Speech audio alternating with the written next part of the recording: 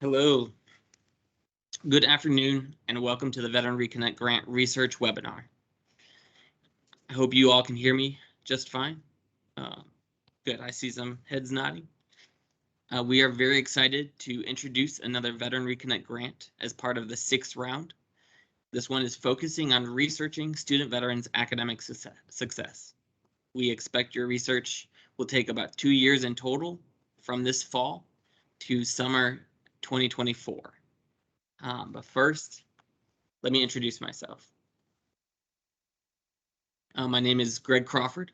I'm the Director of Veterans Transition and Outreach here at the Tennessee Higher Education Commission. I served 4 years in the United States Marine Corps before moving here to Tennessee and eventually becoming the president of the Student Veterans Organization at the University of Tennessee there in Knoxville. I now work these projects for THEC, but today we'll focus mainly on the Veteran Reconnect Grant.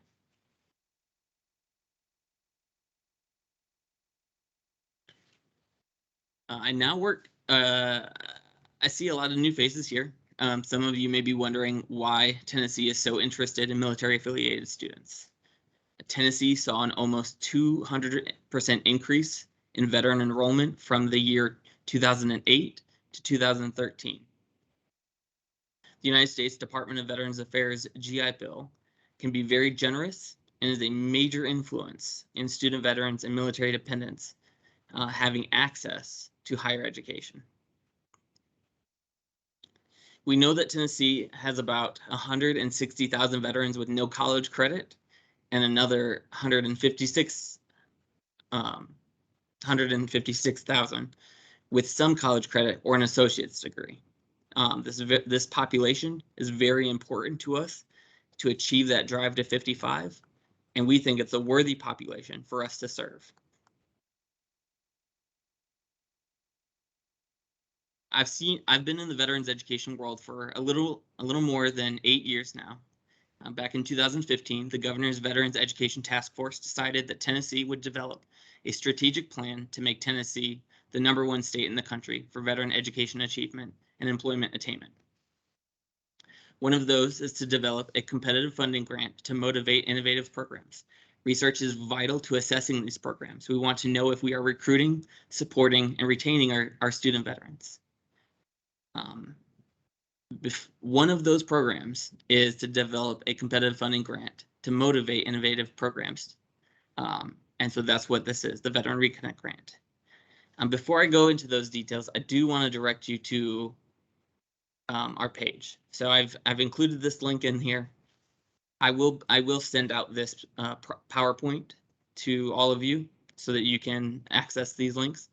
But this is just a way where you'll find information on the Veteran Reconnect Grant, on VETS campuses, resources for student veterans, and our Tennessee Service Members Opportunity Portal, an interactive platform for student veterans to know which military credits transfer to different institutions throughout Tennessee. I highly suggest that you bookmark this page for more information. And then once you're there, you might see a Veteran Reconnect Grant page. Once you click on that page, you'll see 5 tabs.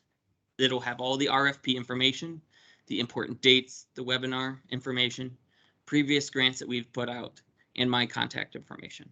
On that RFP information, be sure to note that we have 2 Veteran Reconnect grants going on at the same time right now. So be conscious of there's one for a conference and there's one for research. We're mostly doing research work right now. Before we get into the grant itself, we wanted to go over some standardized terms. So military affiliated students are all students affiliated with the military. It's a term that's inclusive of both student veterans and military dependents. The definitions of the definitions of both student veterans and military dependents is in the RFP, but essentially to make it easier for you to visualize, student veterans are anybody who's ever served in uniform. So that's your veterans, that's your National Guard, reserves, ROTC, active duty, and then your military dependents are all of the family members. Now, use of VA education benefit is not a requirement for either definition.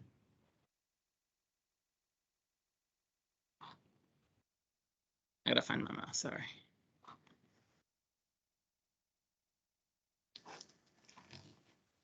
We want this research to focus on academic performance and/or success factors of student veterans while attending institutions of higher education within Tennessee, or research into recommendations for academic supports for student veterans. These proposals can focus on any component of the student veteran experience, including enrollment, persistence through higher education, earning a credential, and achieving employment.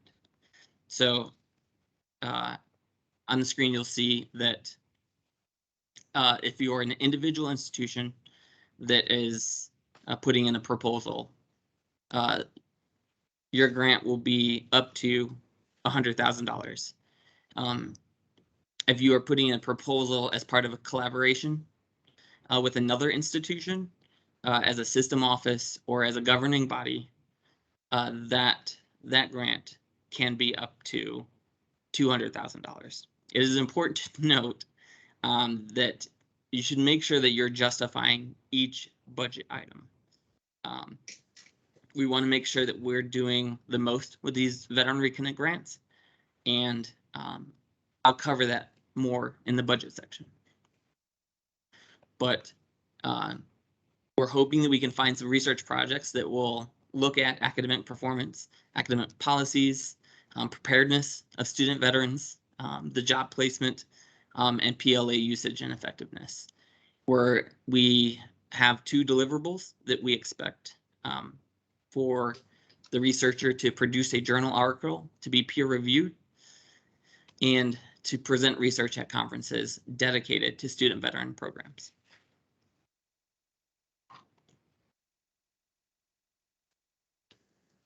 Part of the, when you submit your proposal, please make sure that you have a cover sheet that has all of the required signatures on it. It designates a primary investigator and a primary contact. Those people can be the same person, but we want to make sure that if they are not the same person, that you note both of those. And I make sure that you identify the contacts by listing first name, title, contact information on that cover page. In the RFP, there is a dedicated section to what's supposed to be in the proposal, and a dedicated section to the budget narratives and each line item within the budget. We ask that your proposal is pretty consistent, has 11-point font, black, Calibri or Times New Roman, and limit yourself to 1-inch margins, 1.5 spacing. You would be surprised why I have to put that.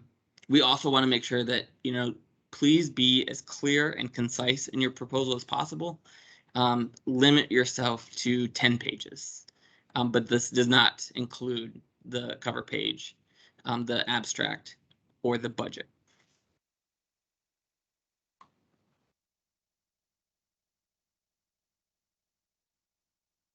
There are some limitations to this. We do want to make sure that this is getting out there. So we love the idea that that there are conferences out there to support student veteran and student veteran programming. We would say, please limit budgeting for only one conference in which you'll be attending only. These conferences must enhance your research and improve student veteran success. Some conferences that we know of out there are NASPA, TVPA, AVECO, and the Student Veterans of America, NatCon.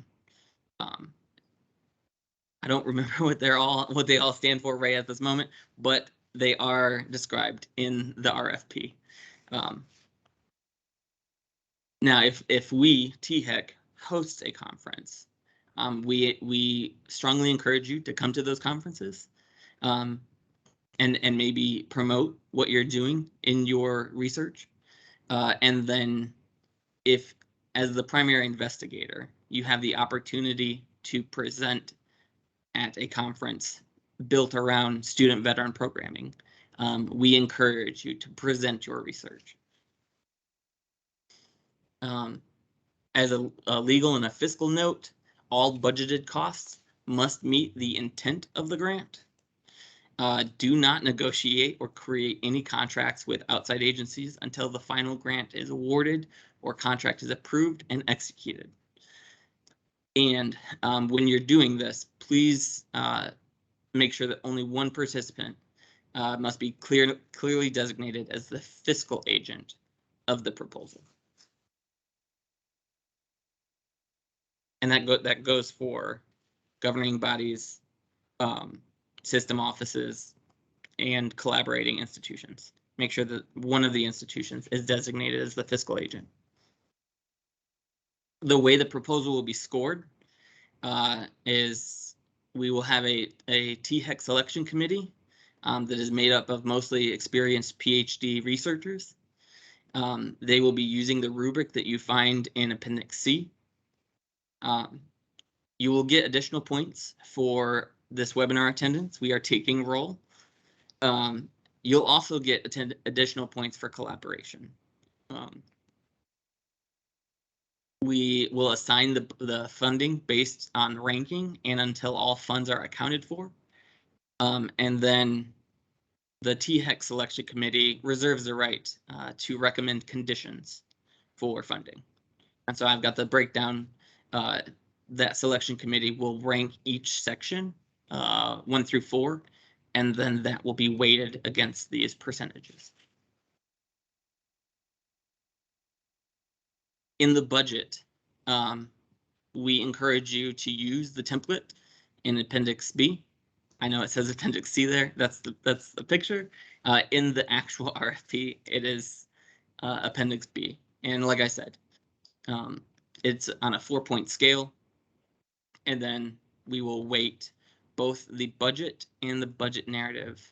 However many points you get with the selection committee, we'll weight those by 15% each. And again, in this budget narrative, make sure that you are connecting between what the proposal says and the requested funding for each item.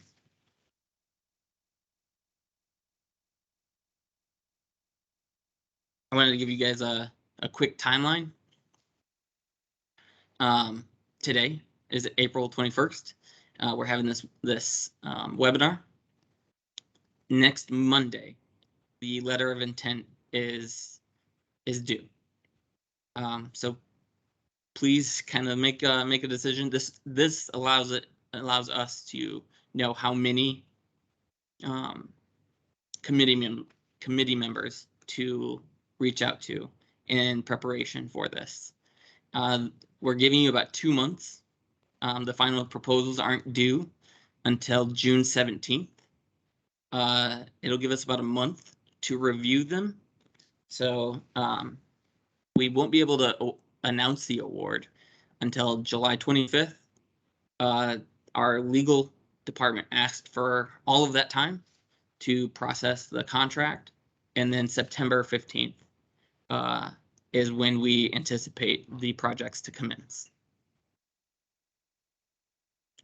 Again, the 2 important dates are this next Monday to submit your letter of intent, and then June 17th in 2 months to submit your final proposal. This is my contact information. I'm always available, so feel free to reach out. And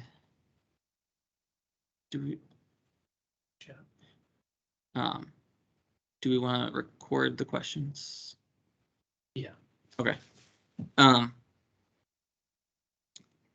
If you have any questions, please either ask it in the chat or unmute yourself. Looks like one's coming. She's typing.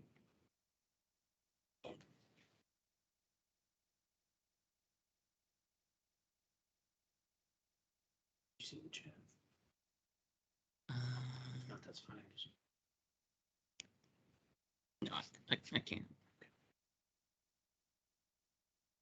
She stopped typing, so if it comes up, I'll let you.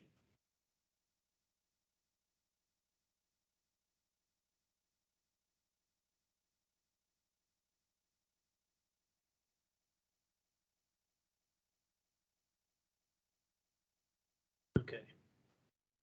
Janet Wine says, I may have missed it. How many years for the grant? And is there a limit on indirect costs? Okay. So we kind of expect that the grant will last 2 years. So on the first page of on the first slide, it'll last till 2024. And as far as indirect costs, THIC will not pay more than 8% in indirect costs. That's a solid rule. Will not budge. That's fine. Any other questions? And thank you for that question, Janet.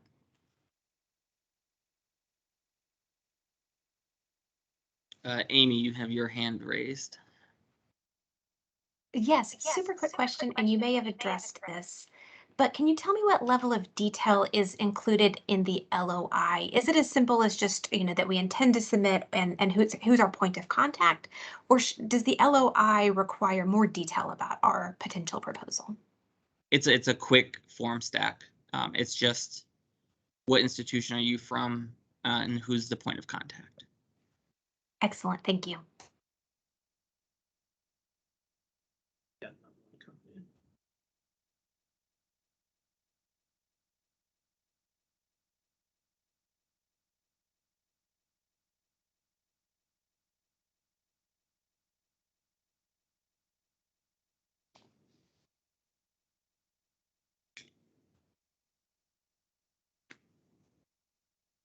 Another thing I wanted to clarify is, oh man.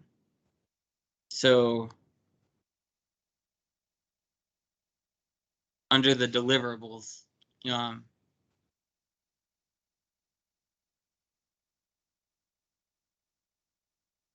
under the deliverables, it says produce a journal article to be peer reviewed. We understand that that process might take longer than 2 years. So we want it to be submitted. It doesn't mean that it has to be complete and published.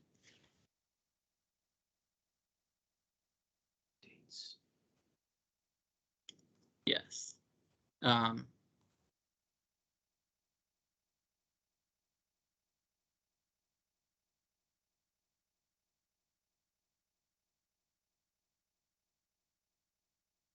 Okay, first question. Any limitations on the types of journals you expect publication in? As long as it's peer reviewed. Yeah, as long as it's peer reviewed, I don't think that we have that kind of limitation. The other one. So you want it submitted for publishing by that date? Submitted to the journal. Yes, yeah.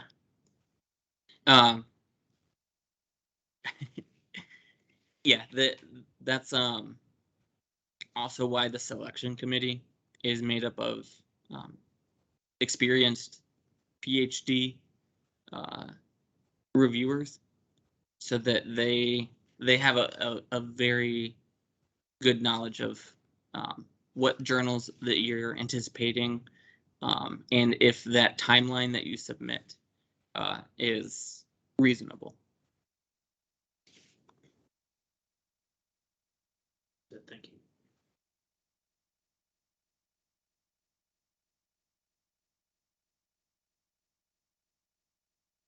Yeah, thank you guys for coming here, and we'll stick around for a little bit. But if you guys don't have any, what is PLA usage and effectiveness? So that is, are the student veterans able to use their military credits? You know, is it transferring into an actual credit and not just an elective? Studying what credits are coming in. Yeah, I hope that makes sense.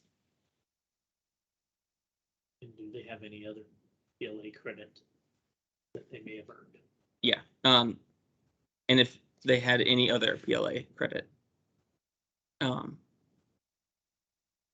maybe outside of the military that they may have earned, did they bring it into their college courses?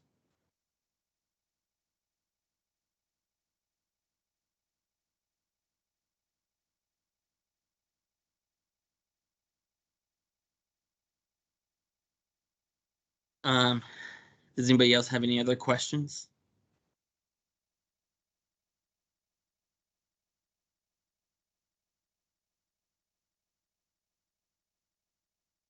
So, and again, does the focus of the need to primarily be on undergraduate students or on graduate students as well? It's open to either one, really. Would prefer undergraduate. This actually opens up to more questions.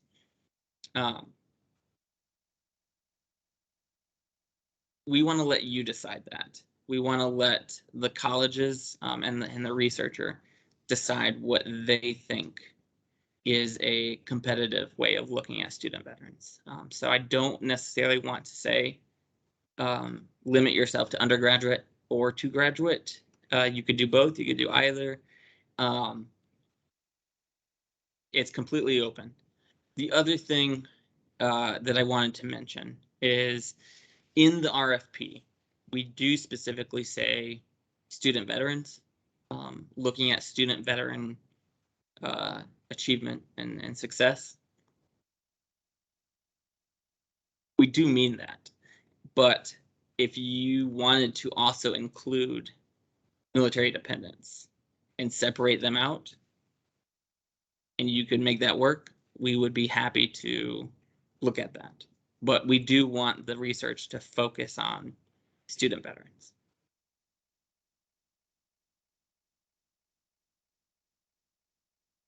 That was an excellent question. Say that you're focusing on undergraduate. How much resources are they going to have available? Research, are they going to have enough students to focus or to use in them search? Yeah,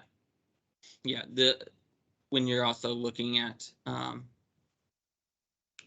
what population to choose to research, you want to look at how many students are in that sector as well.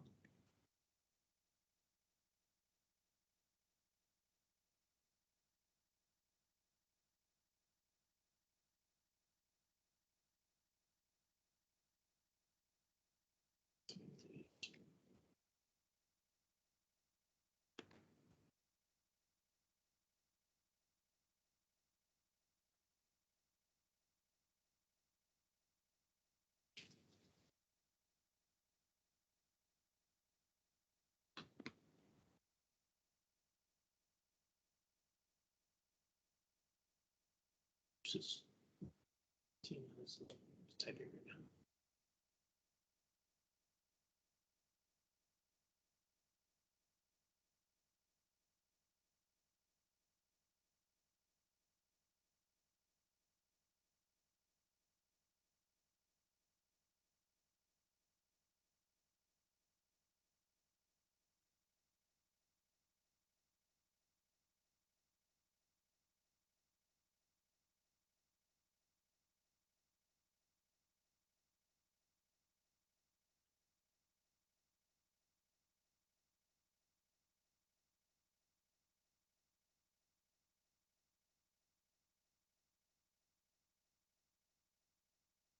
And if you do have questions, you don't necessarily have to type them in the chat.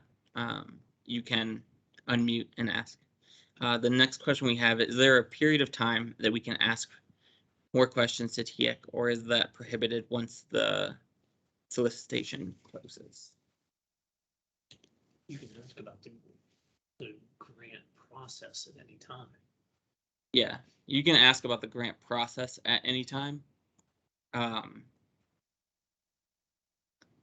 I don't think I can answer it. Ask the question, we can let you know.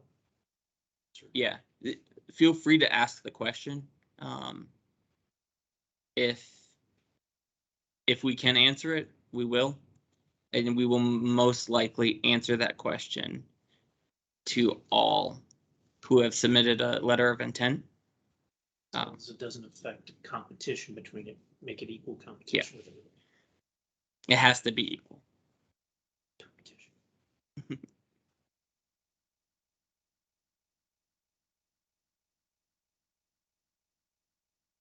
I saw somebody else typing there for a second.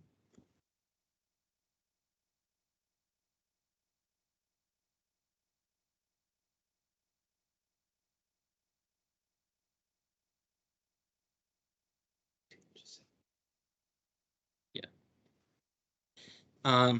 So we again, thank you all for being here. Thank you all for being in attendance. We have had great questions. I hope this has been helpful. And please feel free to reach out anytime you have questions. Thank you.